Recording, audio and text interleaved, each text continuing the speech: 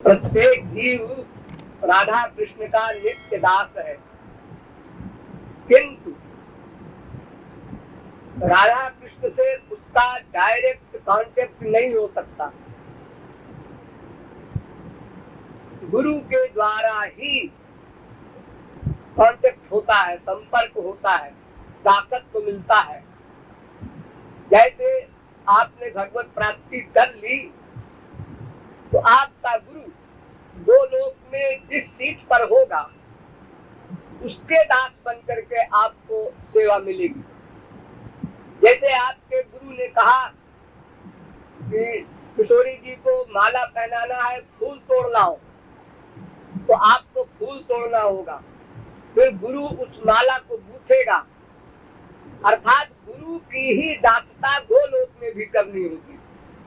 उसको ले करके ही राधा कृष्ण की भक्ति होती है, दासत्व मिलता है।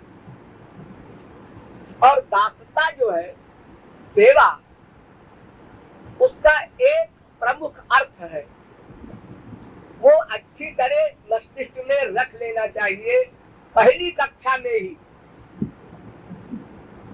हम लोग जो सेवा करते हैं संसार में, माँ की, बाप की, बेटे की, पति की, बीवी की, और भगवान और गुरु की जो सेवा होती है, इसमें एक बड़ा अंतर है।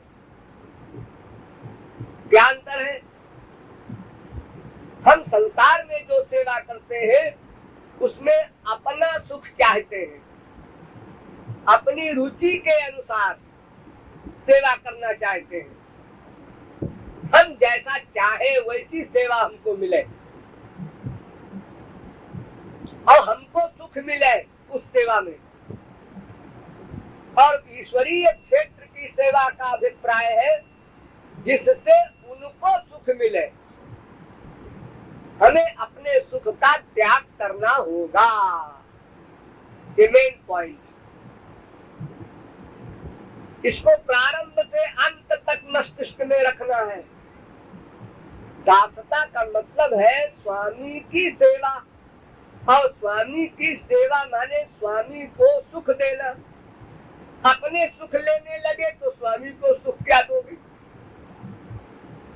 जैसे स्वामी को प्यास लगी, उसने कहा पानी दो, पानी लाओ, तो हम कहते हैं नहीं, रसगुल्ला खा लो। अभी हम लाए बाजार से बड़ी मेहनत करके, बड़ा परिश्रम करके, हम कहते हैं पानी लाओ, रसगुल्ला नहीं। पानी की जगह रसगुल्ला नहीं लेता। ना हमारी इच्छा तो आपको रखनी पड़ेगी, रसगुल्ला तो खाना पड़ेगा। ये सेवा नहीं है, पागलपन है। सेवा का मतलब आज्ञा सम न सुसाहिब सेवा, ये मूल मंत्र याद कर लीजिए। अपने स्वामी की आज्ञा का सहर्ष पालन। बहुत सी आज्ञाएं ऐसी होती है गुरु की, भगवान की, जो हमारी समझ में नहीं आती उस समय, फिर भी हमको सहर्ष मान लेना चाहिए। इतने सत्संगी बैठे हैं, गुरु ने किसी से कहा देखो तुम चले जाओ, 2 दिन मेरे पास ना आना है, और तो किसी को नहीं कहा, हमसे कह दिया 2 दिन मत आना। अगर ये सोचा आपने तो गुरुद्रोह हो गया, नामापराध हो गया। पता नहीं हमारा इसमें कोई हित होगा जो उन्होंने ऐसा कहा है कि 2 दिन हमारे पास न आना। इसलिए हमको सहर्ष मानना है। भरत जी को इतना बड़ा वियोग दे दिया राम ने, भरत ने माइंड नहीं किया कि लक्ष्मण को तो साथ ले जा रहे हैं और हमको वियोग दे रहे हैं, जबकि उनके भाई थे। गुरु भी नहीं कह सकते उनको, लेकिन अपने को दास मानने थे भरत जी, इसलिए वो मस्तिष्क से चिंतन तक नहीं किया उन्होंने कि ऐसा उन्होंने क्यों कहा। हमारे लिए तो रुकने को कहा और लक्ष्मण को साथ ले जा रहे थे। क्या मैं लक्ष्मण की तरह भक्ति नहीं करता, मैं उनकी दासत्व नहीं करता? भरत का स्थान तो लक्ष्मण से भी ऊंचा माना जाता है। जो न हो तो जग जन्म भरत को, अचर सचर चर अचर करत को। लक्ष्मण ने जब भरत जा रहे थे राम को मनाने, तो लक्ष्मण ने समझा कि भरत फौज लेके आ रहा है, कंफ्यूजन हो गया लक्ष्मण को। तो लक्ष्मण ने कहा भैया अगर आज भरत इस इरादे से आए हैं तो ब्रह्मा शंकर भी उनकी अगर हेल्प के लिए आवे तो मैं मार दूंगा। तो राम मुस्कुरा कर बोले न सर्वे भ्रातरस्ताप भवन्ति भरतोपमा। लक्ष्मण भरत के समान कोई भाई नहीं हो सकता। लक्ष्मण के मुंह पे कहे, सगे भाई के मुंह पर कह रहे हैं भरत के समान कोई भाई न हुआ न है न होगा। तुम ऐसी गंदी बात सोचते हो भरत के लिए? फौरन रोने लगे लक्ष्मण, गलती हो गई। उन लक्ष्मण को तो साथ ले लिया, भरत को नहीं लिया। जिनकी चरण धूली चाहते हैं ब्रह्मा शंकर उद्धव तरीके, उन गोपियों को छोड़ दिया और रुक्मिणी वगैरह 16,108 के साथ द्वारिका में रहे श्री कृष्ण। अब गोपियां कहे क्यों जी, क्या रुक्मिणी वगैरह का प्रेम हमसे ऊंचा है? नहीं, रुक्मिणी वगैरह का प्रेम बहुत नीचे है। रुक्मिणी ने, ये लक्ष्मी की अवतार है रुक्मिणी, उन्होंने तो घोर तप किया था, ब्रज में प्रवेश नहीं पा सकी, महाराज नहीं पा सकी। नायम श्रियोंग उनितांत रते प्रसादा। महाराज का सुख केवल निष्काम गोपियों को मिला था। क्यों? इसलिए कि रुक्मिणी निष्काम प्रेमिका नहीं थी। जो केवल प्रियतम का सुख चाहे वो निष्काम प्रेमी, और जो अपना सुख भी चाहे और प्रियतम का सुख भी चाहे वो उससे नीचे हो गया, वो रुक्मिणी थी। और जो केवल अपना ही सुख चाहे वो सकाम भक्त होता है। तो हम लोग संसार में अनादिकाल से यही करते आए हैं, अपना सुख अपना सुख अपना सुख। माँ से भी, बाप से भी, बेटे से भी, भाई से भी, बहन से भी, सबसे अपने सुख की बस छीना झपटी किया करते हैं। नेचर है, इतना अधिक अभ्यास हो गया है। लेकिन इसको बदलना पड़ेगा। असली दास बनना है, अगर असली सेवा का लाभ लेना है, कृपा प्राप्त करना है, तो अपने सुख की कामना का त्याग करना होगा। ये आकाश के लिए सेवा का मतलब हम उनके लिए हैं, अपने लिए नहीं है। जब उनके लिए है तो वो जैसे सुखी हो, उनकी जो आज्ञा हो उसका पालन करना है। आज्ञा के विपरीत सोचा और पालन किया, गलत हो गया। हमको ऐसी आज्ञा क्यों दिया, लेकिन अब दे दिया है तो मानना पड़ेगा। बिगड़ गया, नंबर 2 हो गया है। व्यापारियों के यहाँ नंबर 2 होता है ना। ये गड़बड़ हो गई, इसमें कलंक लग गया, धब्बा लग गया, कामना का धब्बा, गंदगी आ गई, दूध में मक्खी पड़ गई। और अगर ऐसी ही कामना हम बनाते रहे तो एक दिन स्वामी से पृथक होना पड़ेगा। तो क्या पड़ी हुई है अपने सुख की कामना की। हमने कहा ये स्वामी ने नहीं माना, हमने ये कहा ये भी नहीं माना, हमने ये कहा हटाओ चक्कर इनसे, ये स्वामी ठीक नहीं है। यही किया हमने अनादिकाल से। अनंत भगवान के अवतार मिले हमको, अनंत गुरु मिले, लेकिन हम हमेशा वंचित रह गए क्योंकि हम अपनी इच्छा अनुसार चलाना चाहते थे उनको। हमारी इच्छा अनुसार चले तो इसका मतलब वो दास है, तुम स्वामी हो।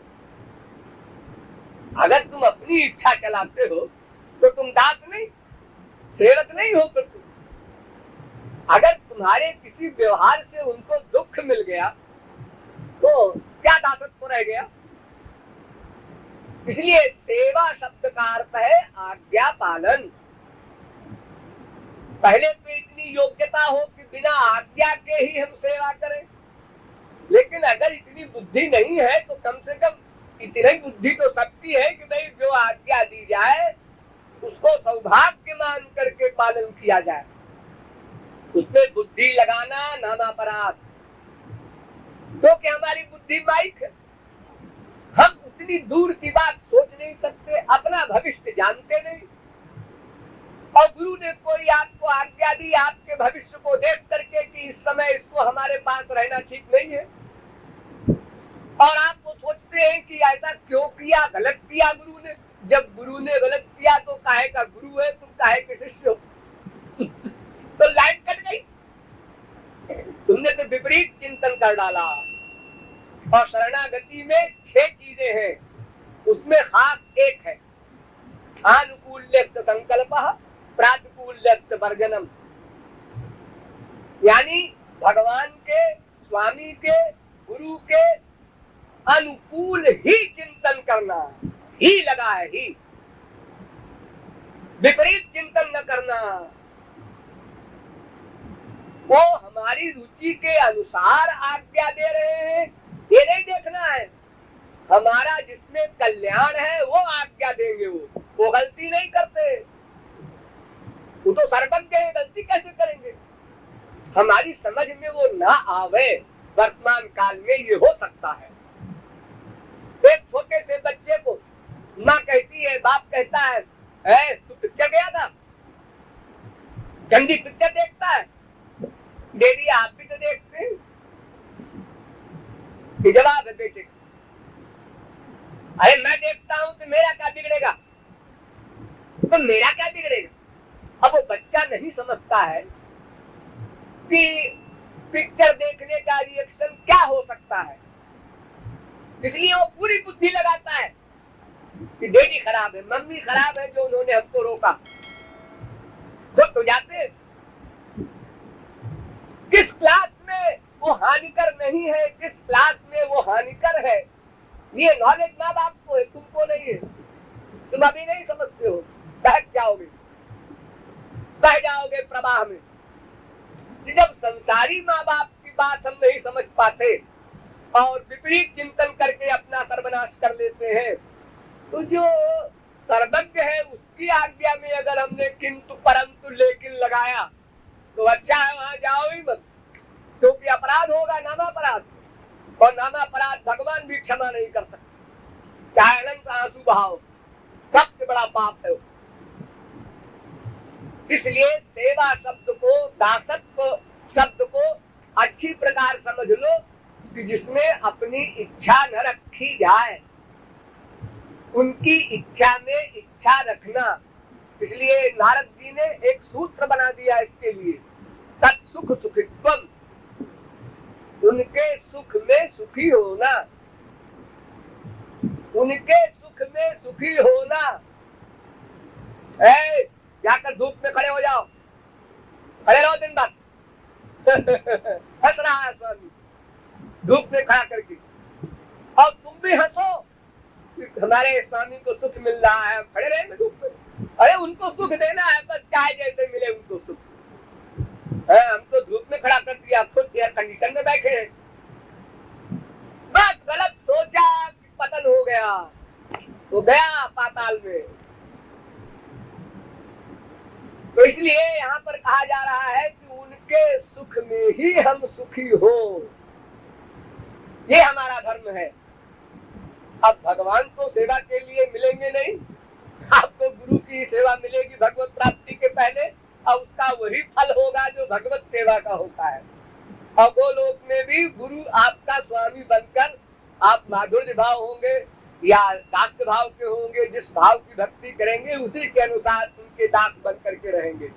तो सेवा प्रारंभ से अंत तक है, लेकिन हर सेवा का लक्ष्य है उनकी इच्छा में इच्छा रखना, उनके सुख में सुखी होना, उनकी आज्ञा का पालन करना।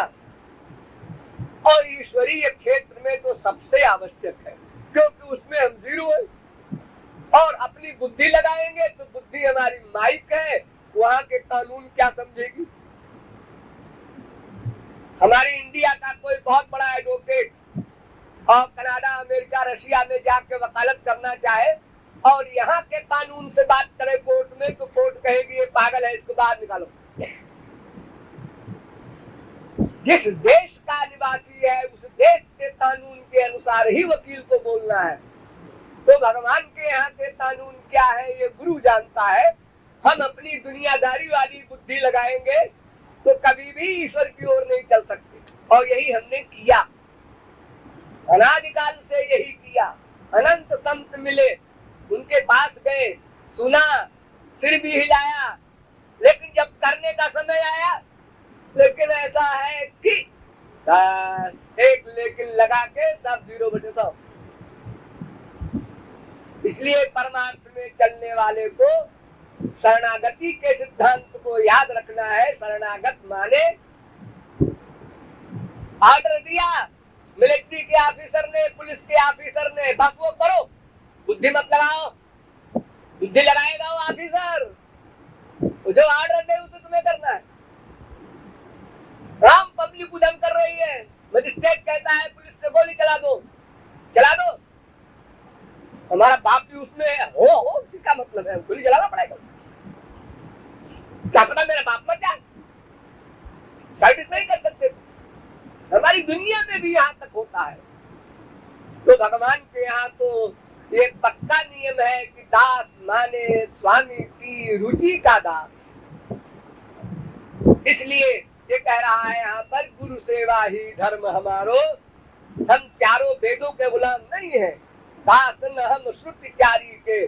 हम चारों वेदों के दास नहीं है, हम तो केवल गुरु के शरणागत होकर ही आगे बढ़ना चाहते हैं। जो चारों वेदों के धर्म को भी माने और गुरु के शरणागत हो, एक रास्ता ये है, उसे कहते हैं वैधि भक्ति। वैधि भक्ति में डबल मुसीबत है। गुरु की भक्ति करो, शरणागत हो, प्लस वेद के अनुसार धर्म का पालन करो। और आगानुगा भक्ति में केवल गुरु भक्ति, गुरु शरणागति ही आवश्यक है। शास्त्र वेद से कोई मतलब नहीं। ये सीधा सरल रास्ता है, इसमें अकल नहीं लगाना है। एक पर्सनैलिटी की दास्ता करना है हमको। हम संसार में 25 की दास्ता करते हैं। माताजी कहती है चश्मा ला दे, पिताजी कहते हैं जूता ला दे, पति कहता है हमारी वो किताब ला दो। अब वो एक स्त्री बेचारी क्या करे? अगर वो पति की बात न माने, पति का मूड ऑफ हो, ससुर की बात न माने, वो पति का बाप है, और माँ की न माने, सास की तो सबसे ऊंचा स्थान है उसका। धर्म की दृष्टि से भी परेशान है बेचारी, किसकी बात पहले माने। और अगर एक की मान लिया, जो उससे कहा था ना चश्मा लाने को, ला रही हूँ, क्या ला रही है, पहले हमारा काम करो। देखो एक मनुष्य कितने लोगों की भक्ति करता है, कैसे कर सकता है? असंभव। एक की भक्ति करना ही कठिन है। अभ्यास करना पड़ेगा, परिश्रम करना पड़ेगा, उसके लिए त्याग करना पड़ेगा। इसलिए संसार में कोई ऐसा व्यक्ति नहीं है जो सबकी भक्ति करने में सफल हुआ हो। मुंडे मुंडे मतिर भिन्ना, सबके अलग अलग आइडियाज, अलग अलग टेस्ट, अलग अलग इंटरेस्ट। तो एक आदमी सबको कैसे खुश करेगा?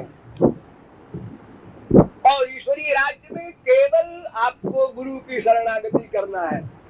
इसलिए वहां ज्यादा परिश्रम नहीं है। और वो भी कोई बात समझ में ना आवे तुरंत पूछो, आज्ञा दीजिए, इसमें हम सोच रहे हैं ऐसा करें कि ऐसा करें, समझ में नहीं आ रहा है। गुरु ने कहा ऐसा करो, बात खत्म। जैसे एक अपड़ गवार अंगूठा छाप गवार गांव का, उसका कोई मुकदमा होता है कोर्ट में, तो अपना एक वकील कर लेता है 100 रुपया दे करके। फिर वकील कहता है ऐसा ही बोलना, ऐसा ही जवाब देना, बस उतना याद कर लेता है, बाकी बुद्धि नहीं लगाता। फिर कहता है वकील से इसके अलावा अगर कुछ पूछा दूसरे वकील ने तो चुप रहना, बोलना मत। गलत जवाब दे दिया तो मुकदमा खराब।